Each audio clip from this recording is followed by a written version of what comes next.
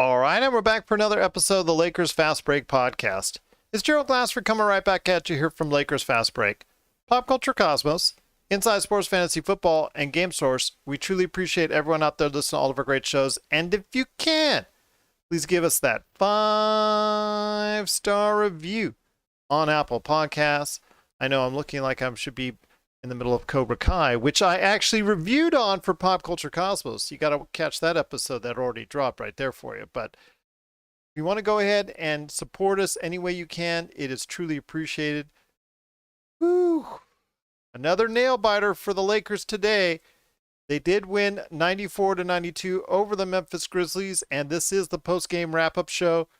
I just wanted to go ahead and mention out there, we do appreciate everyone listening and following us. If you can, support us at Thrive Fantasy, the daily leader in fantasy sports betting, player props. If you want to go ahead and do that for the NBA, NFL, upcoming Major League Baseball, PGA, and esports, just drop in the code LFB, and they'll go ahead and match your first deposit, dollar for dollar, up to $50. Also, you got to make sure you put in your first deposit at least $20 or more, but that's from our friends at ThriveFantasy.com or Thrive Fantasy on your local app. But I tell you what, good enough game. We'll take it. Sliding by, up by almost 8 in the last minute. In fact, they were up by 9 in the last minute, but managed to almost lose the lead. They sure almost fumbled away, but they did come out the victors, 94-92 over the Memphis Grizzlies in a back-to-back game. The second of a back-to-back, and here today to talk about LeBron's saving performance once again. Stop me if you heard this, Tom, and everyone out there. Not so good, floating through once again. Pretty good defensively, but he is back again to talk about it. It is Laker Tom, the man behind Lakerholics.com, and Tom, it's getting old, man. It's getting old, but again, LeBron James is here to save the day. You know, it's a good thing LeBron didn't decide to take off the first 30 days like was predicted. Exactly. You know, when the schedule first came out, because the Lakers would not have a 6-2 record like they do. I like excuse the last little kick-ups at the end of the game because we really had it won. I think what was impressive about this game for me, Gerald, was the combination of offense and defense that we saw from our superstars. AD really has not been a force defensively. In fact, up until this game, he ranked last on the Lakers in the defensive ratings for individual NBA players on the Lakers. And you've been very good in pointing that out. Actually, I wanted to compliment you in pointing that out. He was great, and I mean that last block both LeBron and AD made clutch blocks and clutch baskets going down the end. Yes. That pocket pass to AD for the dunk at the end. You know that this is the formula that's going to win the championship. It always will come down to how your superstars play. And Anthony Davis and LeBron James saved the Lakers' skins tonight. So congratulations for the Lakers. They've got 4 wins in a row now. They're 6-2. With the rest of January is going to be interesting, and then we start February against the Milwaukee Bucks. So we have a chance if we can continue to run to build up a record that's comparable to what we did last year when we were 25-3. After that opening season loss to the Clippers. So, you breathe a sigh of relief. I really wasn't worried because it was, there just wasn't enough time for the Grizzlies to come back. Again, the Grizzlies, give them credit. Up in the fourth quarter, down 3 of their best players, and they came back and played well. This may have dropped the Lakers out of the top 5 offensively, but it probably solidified their position top 5 defensively. It was still a good defensive game all the way through.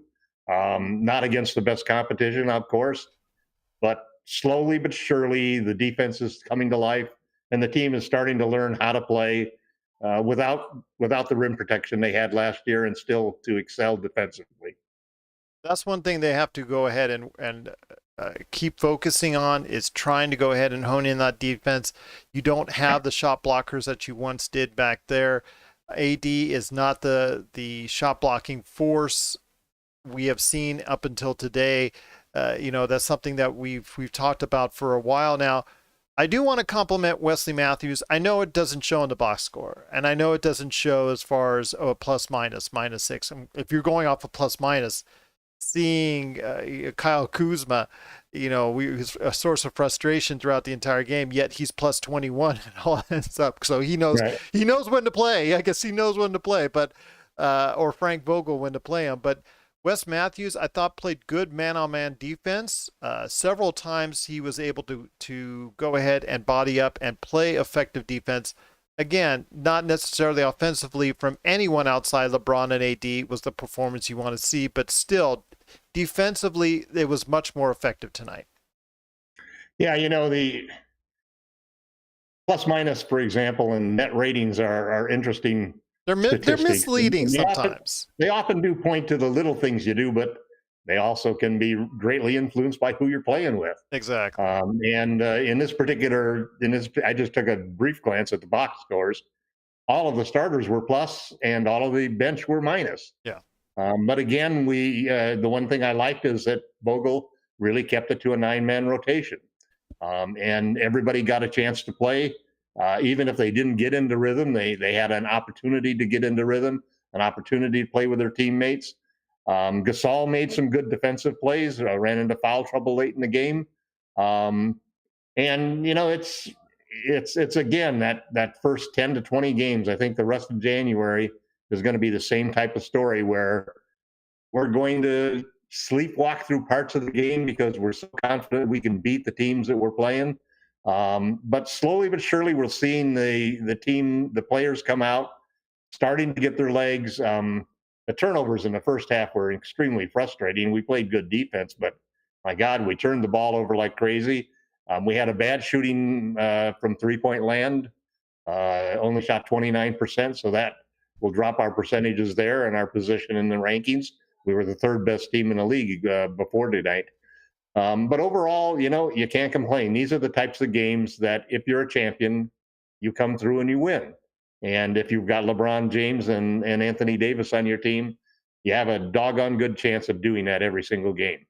So on to the next ones. I guess we've got a Wednesday and Thursday double hitter coming up. Is That's that correct? correct. Back to back. Back games. One of them at home. I guess we have to fly back and be ready for that game. And then when they said they condensed the schedule, you really start to feel the effect of it. Absolutely. So that's something that we're I have to definitely. I have to give my wife the schedule for we have a game and a podcast, honey, and it's like every day she looks at me, she says, "Again, It's again." Thursday and Friday. Thursday and Friday. Thursday So and just to Friday? let you, yeah, Thursday and Friday, back to back, and then their next game after that is Sunday. Just to let you know. Right. So Thursday, Friday, Sunday. San Antonio is coming to the Staples Center on Thursday, and then you have the Bulls coming to the Staples Center on Friday, and then the Lakers will be at Houston on Sunday. Just to let you know. Oh, and then we play a 2-game series with Houston, I believe. So we play them again on Tuesday or something. I'm going to check that a little further. I think you are correct on that. So that is coming up to 12th. That is correct. Back to back at Houston. So.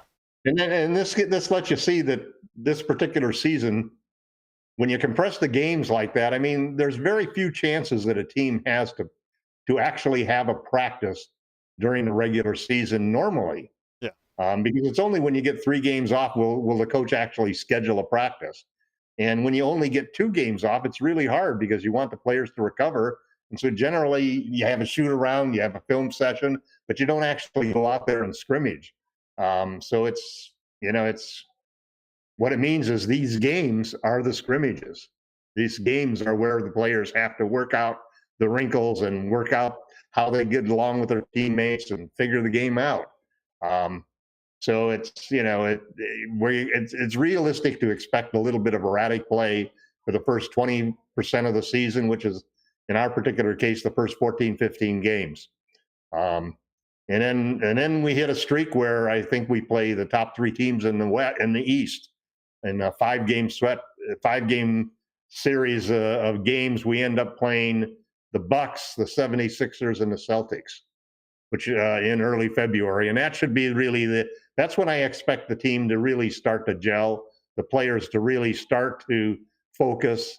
Hopefully, the sloppiness and the nonchalance and the overconfidence that you get from playing non-playoff teams will be gone, and you're into the heart of the season, and then you can start really competing. So we still probably got the rest of this month as our extended preseason, and then hopefully we get into the real games that count against the teams that are going to be the teams that you're likely to meet. Should you get to the finals, it'll be one of those teams. I'm especially looking forward to the game against the 76ers. They seem to be right now maybe the most dangerous team in the East, at least from their record standpoint. Absolutely. I agree with you on that. They're playing very well right now. Tobias Harris has found finally the kind of play that they want to go ahead and have in Philadelphia.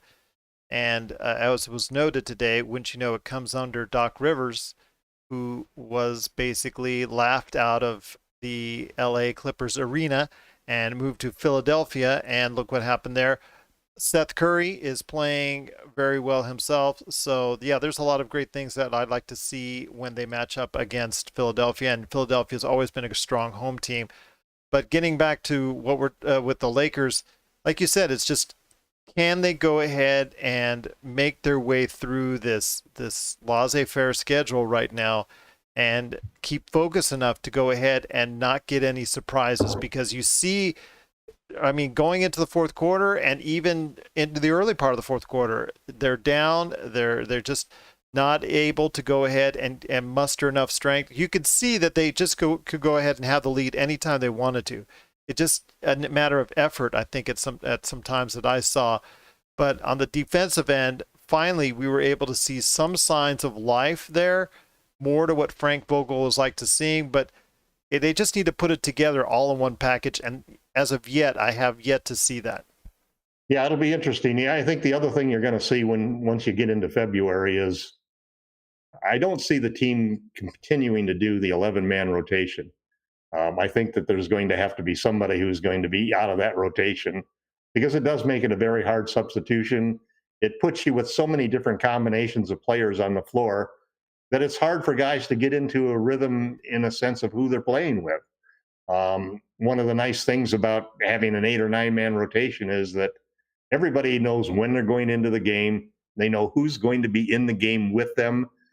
They're able to develop some rapport, and they know what this player and that player, where they want the ball, how they want the ball, and you just develop a true rotation that actually is of people that know how to play with each other and have experience doing that. When you're early in the season like this and you've got 5 new guys and Frank is shuffling around and going every game with a different type of rotation. I mean, we haven't seen Matthews closing games. That was a brand new situation today. And you look at all of the different things going on, it's really hard to play when you're doing that. And especially when you're talking about an 82 game season, because it all of a sudden it becomes like gym ball, where you go into the gym and you got 4 new guys that are going to be that you pick up to play with and you call next on the court, and you're out there and you don't really know what's happening with the guys, and you don't have that built-in experience that you get from playing a whole season with people and playing with the same guys over and over. So we're fortunate that we got LeBron James and Anthony Davis to save the day, and I'm sure there are going to be many more games over the next 2 weeks where we're going to see that same formula come to forth. Absolutely. And we'll be right here for it each and every time out, looking to do a lot more post games coming up. Again, they're doing a back-to-back back at the Staples Center, so we're looking forward to going ahead and talking about that. I will also have upcoming an interview with Rafael Barlow, who's going to be joining us for a one-on-one. We're going to go ahead and schedule that, and it looks like we're going to drop that probably in the interim, so you can check that out on the Lakers Fast Break podcast channel, wherever you get your podcasts. So I'm looking forward to that. But Laker Tom, I know you're working on some great stuff for Lakerholics.com. What's going on with Lakerholics.com? I've been trying to basically talk about the defense that we're playing, the difference, the fact that in addition to the changes in the roster and the shortening of the schedule, the Lakers are playing a completely different defensive approach than they used last year with Frank Vogel, in that we had 2 rim protectors who basically weren't very good at defending on the perimeter. So as a result, every time there was a screen or every time a person attacked the paint, you had drop coverage, which means that the center is going to slide back and protect the rim. He's not going to go out and try to attack the ball handler or attack the shooter. and you give up a lot of easy mid-range shots and a lot of activity right around the key that you didn't normally give up. In the playoffs, the Lakers basically adopted a different approach when they had LeBron and AD doing the shot blocking and Markieff Morris playing the four. And what you ended up with was a faster, quicker, more athletic lineup that was able to switch on players, that was able to make rotations faster, was able to challenge shots in everywhere in the mid-range and at the three-point line.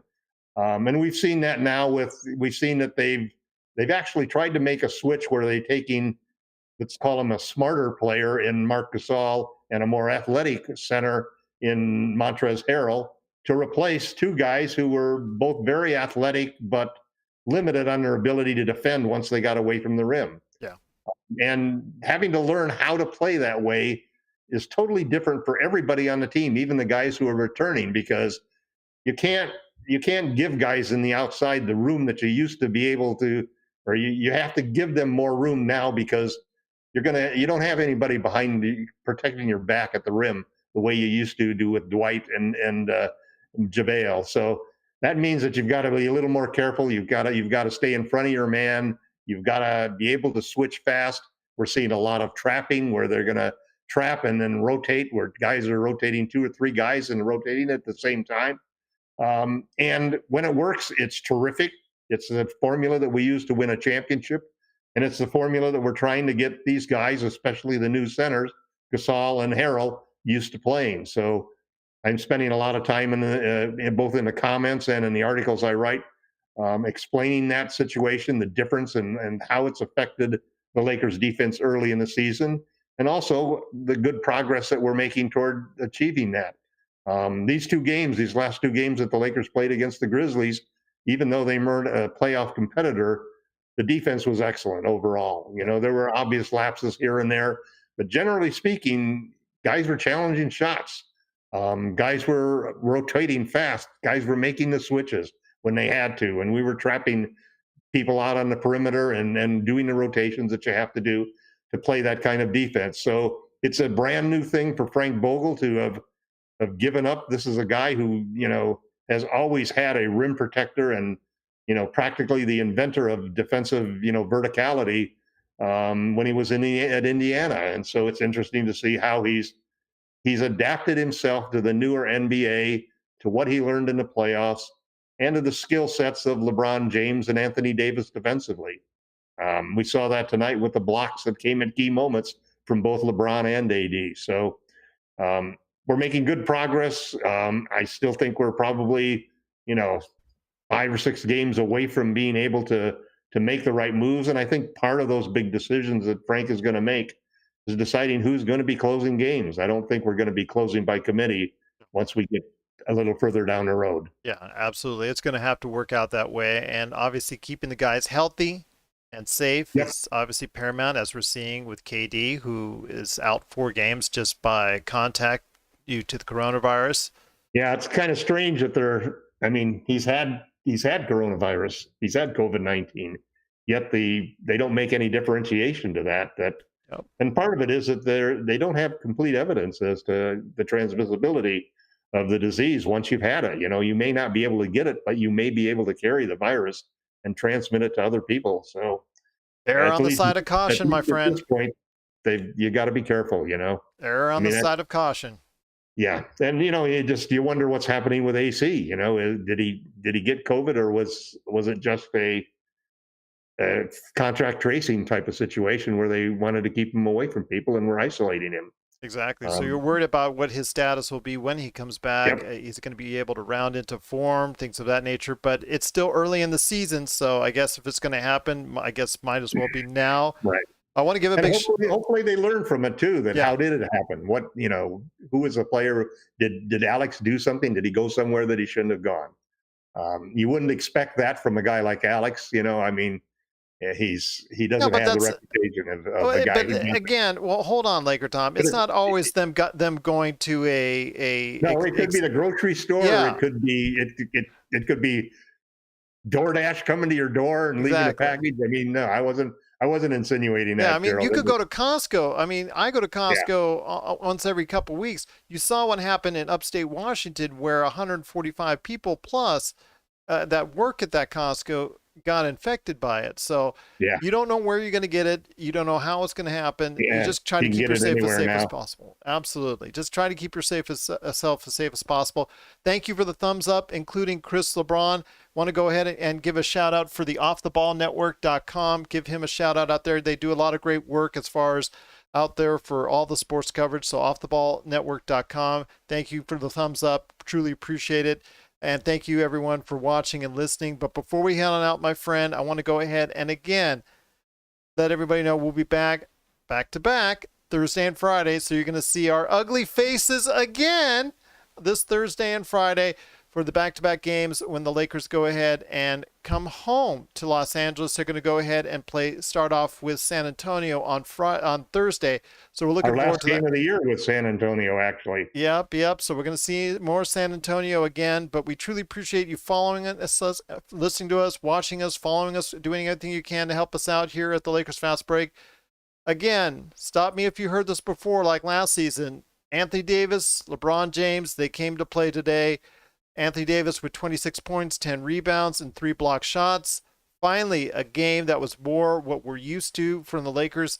And also, of course, LeBron James turning it on in the fourth quarter once again. You knew he wouldn't be stuck with 5 at halftime, but 26 points, 11 rebounds, 7 assists. Funny how, for the most part, now, before we head on, I want to ask you one last question. Funny how, for the most part, his assists are a little bit down, even though up until today's game, the offense was up. Maybe Schroeder is taking a little bit of the usage because of that. I'm just speculating. I think it's the case that I don't have a hesitation at all to say that LeBron could get his 11 assists per game if he wanted it. But I tend to think that he's doing two things that are maybe his version of load management. Instead of taking off the first month like everybody was suggesting that he was going to be doing, he's done two things differently. One is that he's picked in his time and place to really have an impression on the game. And you notice those assists are coming in the fourth quarter. Those points are coming in the fourth quarter. Those points are coming when the Lakers need them, and the same with the assists. So he's basically using that. Plus, I think, and it wasn't tonight, but his three-point shooting. You know, he's had one of the best three-point shooting years so far that he's had in the last 5 or 6 years. He was a 40% three-point shooter at one point in time in Miami, and he shot 39% at 1 year in Cleveland. Before tonight, he was shooting 38.5%.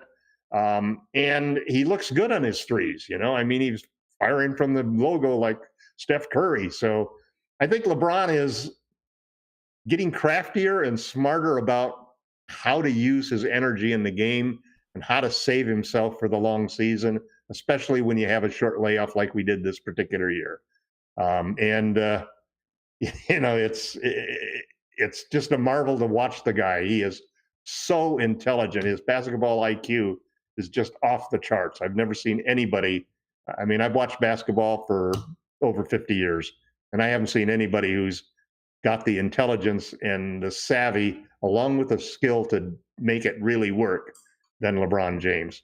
He is, in my opinion, he is the GOAT, no question about it. Well, you could say like a Magic, or you could say like a Michael, but Michael wasn't as big as LeBron, and Magic, he wasn't as fast as LeBron, right. As you know, and obviously couldn't shoot outside as well as LeBron can at times. He's the ultimate unicorn that's playing the game today, and he still is. Yeah, absolutely. I mean, I said this before he came to LA, and if they actually drew or, you know, scientifically calculated who is the, you know, what's the exact best type of body type, or, you know, as far as size, weight, strength, skill, he comes as close to it as he possibly can. You know, watching him go downhill a couple of times for layups tonight was just amazing to think that this guy is 36 years old. Not so amazing if you're on the Grizzlies end and you're trying to defend that. Take that charge. I mean, he just blew by guys. Yeah. I mean, just amazing. Just amazing. Thank God he's on the Lakers, man. That's all I can say. It's you know, I know we disagree on a lot, but that we definitely 100% agree on. For sure. For sure, indeed. But Thank you, LeBron. yes, thank you indeed. But check out Laker Tom's articles each and every time out at Lakerholics.com. Also his Medium.com site, which is getting in a whole bunch of traffic right there. Just go to Laker Tom on Medium.com. Also as well, once again, Thrive Fantasy. If you go ahead with the code LFB on your first deposit, they'll match it up to $50, dollar for dollar, if you just type in the code LFB, as long as you do go ahead and have your first deposit over $20, and that's at ThriveFantasy.com, or just download Thrive Fantasy, the leader in fantasy sports betting, player props, of course, on your mobile app. Well, tell you what, again, we squeaked out with another victory, 94-92. Right now, I think we're 6-2 on the season. Still early yet. Hopefully that will, by the end of the day, lead the Western Conference. It would be nice to go ahead and head on home back to Los Angeles with the Western Conference lead on our arms. So hopefully that'll be the case. But again, Tom, it's been great having you on once again. Thanks so much to Nico and Chris for liking us. Everybody for watching us on Facebook Live and YouTube. Cannot thank you enough for doing so. We'll be back on Thursday. It'll be San Antonio visiting the Staples Center, and we'll have the post game for you right here at the Lakers Fast Break Podcast.